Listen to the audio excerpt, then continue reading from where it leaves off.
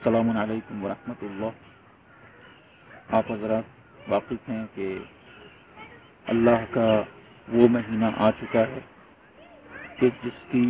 سال بھر تک عرفاء، علماء اور خاصان خدا جس کا انتظار کرتے ہیں، جس کے منتظر رہتے ہیں، اور دنیا والوں کا اپنے اپنے اعتبار سے سال شروع اور ختم ہوتا ہے۔ تعلیمی سال، اقتصادی اور معاشی سال، یا اور دیگر اپنے زمانے کو اور وقت کو جو ناپنے اور پیمائش کرنے کا طریقہ ہے، وہ اپنی اس طریقے سے حد بندیاں کر کے رکھتے ہیں۔ ماہ مبارک رمضان سے اللہ والوں کا سال شروع ہوتا ہے، بندگان خاص سے خدا کا سال شروع ہوتا ہے، عرفاء کا سال شروع ہوتا ہے۔ اور یقیناً سال بھر میں جو انہیں اور اللہ کے بندوں کو اپنی روحانی اور معنوی ترقی کے لیے اور آگے بڑھنے کے لیے بہت ساری رکاوٹوں کا سامنا کرنا پڑتا ہے، ماہ مبارک کے رمضان میں ان بہت سی رکاوٹوں سے انہیں چھٹکارا مل جاتا ہے اور وہ آسانی سے آگے بڑھ سکتے ہیں۔ کون سا چھٹکارا، کون سی رکاوٹ ہٹتی ہے؟ بہت بڑی رکاوٹ وہ جو انسان کا ابدی دشمن ہے، یعنی شیطان، اس کا قید ہو جانا انسان کے سامنے سے بہت ساری روحانی میدان میں اور معنوی اعتبار سے بہت سی رکاوٹوں کے ہٹ جانے کا موقع ہے۔ پورے سال جس وقت بھی ہم یہ سوچتے ہیں کہ ہمیں فلاں برائی کو ترک کر دینا چاہیے، فلاں اچھائی کو اختیار کر لینا چاہیے، فلاں نیک کام ہمیں کرنا چاہیے، تو کوئی نہ کوئی بہانہ یا کوئی نہ کوئی مسئلہ ایسا پیش آ جاتا ہے کہ انسان چاہ کر کے بھی جس راہ کی طرف جانا چاہتا ہے اس کی طرف آگے نہیں بڑھ پاتا، توبہ کرتا ہے مگر اپنی توبہ میں ناکام ہو جاتا ہے۔ 2 دن 3 دن تک سلسلہ چلتا ہے اور اس کے بعد پھر اس کا سلسلہ ٹوٹ جاتا ہے۔ لیکن ماہ مبارک رمضان ایسا ہے کہ یہاں آپ کے سامنے ایک اتنی بڑی فرصت، اتنا اچھا موقع ہمیں اور آپ کو دے دیا گیا ہے کہ آپ اس جو عہد کرنا چاہیں وہ کر لیں، جو طے کرنا چاہیں وہ طے کر لیں۔ اگر آپ نے یہ طے کر لیا ہے کہ فرض کر لیجئے کہ ہماری فجر کی نماز چھوٹ جاتی ہے، اور ایسے لوگوں کو یہ حقیر بھی جانتا ہے کہ پورا سال انہوں نے کوششیں کر لیں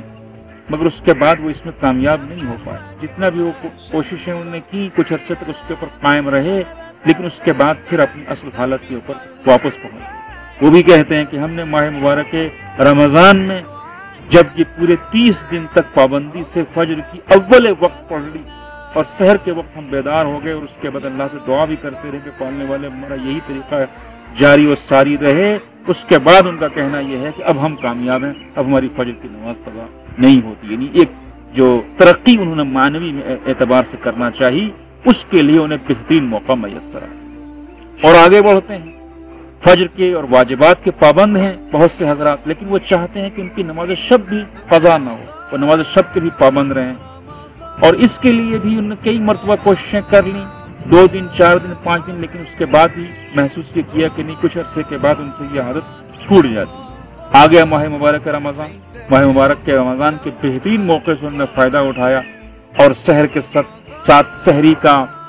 کھانا بھی تناول کرنے کے ساتھ ساتھ انہوں نے یہ پابندی رکھی کہ اس سے پہلے، یہ فجر کی نماز پڑھنے سے پہلے اس فارغ ہو جائیں اتنا وقت رکھ کر کے کہ جتنے میں وہ تہجد ادا کر سکیں،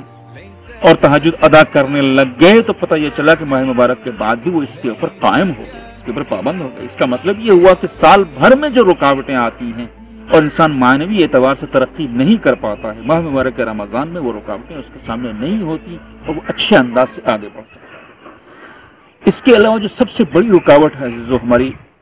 सामने हमारी कामयाबियों की राह में, वो है इंसान का गुनाहों में मुब्तला होना, गुनाहों में मुलव्विस होना और उन्हें तर्क न कर पाना। खास तौर से आज के दौर में बहुत ज्यादा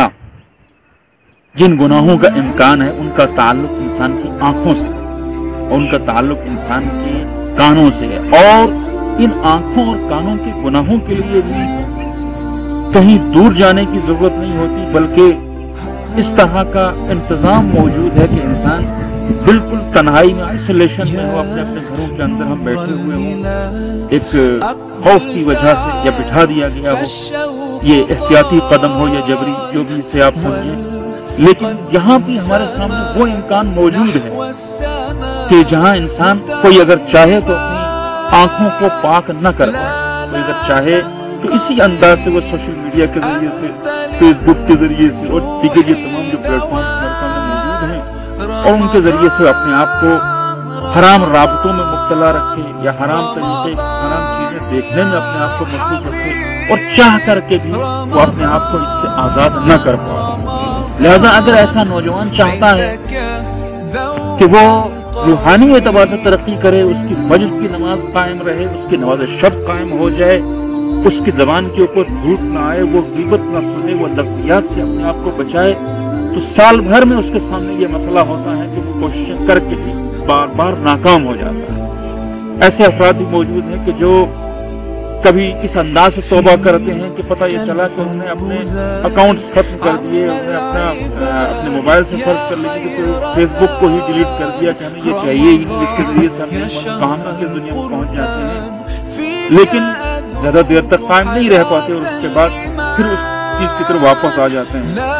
और यहाँ पर शैतान एक बहुत बड़ा अपना हरबा इस्तेमाल करता है, ये मैं आपकी खिदमत में बतौर खास यहाँ बताना चाहूँगा। साल भर में हमारे सामने शैतान बहुत बड़ा हरबा इख्तियार करता है, इस्तेमाल करता है। वो क्या है?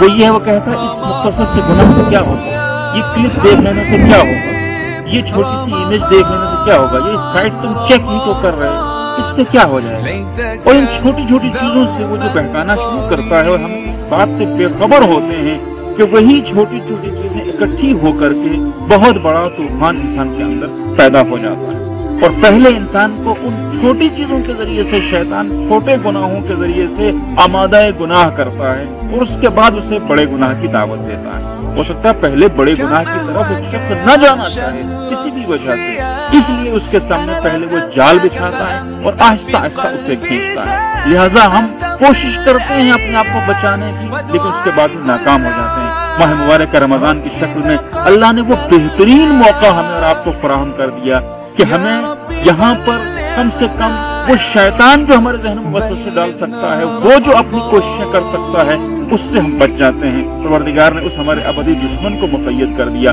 लिहाजा यहाँ हम जो तय करना चाहें, अपने आप को पाक कर लेना चाहें, अपनी तहारत कर लेना चाहें, जिस गुनाह से, जिस बुराई से अपने आप को छुड़ाना चाहें, सोशल मीडिया के गुनाहों से अपने आप को छुड़ाना चाहें, इंटरनेट और मोबाइल के गुनाहों से अपने आप को आज़ाद करना चाहें, तो ये माह मुबारक का रमजान उसका बेहतरीन तरीका है। और ये जो क्लिप आपके सामने आ रही है, आप इसी क्लिप को बार बार सुनते रहें और अपने आप को झंझोड़ते रहें और मुतवज्जे करते रहें कि ये खास मौका है जो दोबारा नहीं मिलने वाला। हो सकता है अगला साल आने से पहले हमें अल्लाह की तरफ से बुला लिया जाए और हम उसके बाद हमारे पास ये मौका बेहतरीन वाला ना आए, क्योंकि ऐसे तो शैतान हमें राह रास्त पर नहीं आने देता। लेकिन इस बेहतरीन मौके से हम फायदा उठा करके सबसे पहले अपनी बातिनी तहारत कर सकते हैं, अपना मुहासबा कर सकते हैं। तो जो भी हमारी जिंदगी में गुनाह है हम उसे दूर करें, अपने आप से अल्लाह से तलब आफ़ करें, और उसके बाद ये अहद कर लें कि दोबारा उसकी तरफ नहीं जाएंगे। माह रमजान की बरकत से हमारा वो अहद इंशाअल्लाह अबद हमारी मरने तक कायम रहे। आगे बढ़ना चाहें कि हम कभी नमाज फज्र नहीं तर्क करेंगे, आगे बढ़ना चाहें कि हम कभी नमाज शब नहीं छोड़ेंगे, आगे बढ़ना चाहें कि हम अपनी कमाई को हलाल रखेंगे, जो कुछ भी हम करना चाहें, ये हमारे सामने एक दिन का वक्त नहीं है बल्कि पूरे 30 दिन का वक्त है। हम अपने आप को इस माह मुबारक में इस जिंदगी में और आखिरत में कामयाब करार दे सकते हैं। ये हमारे अपने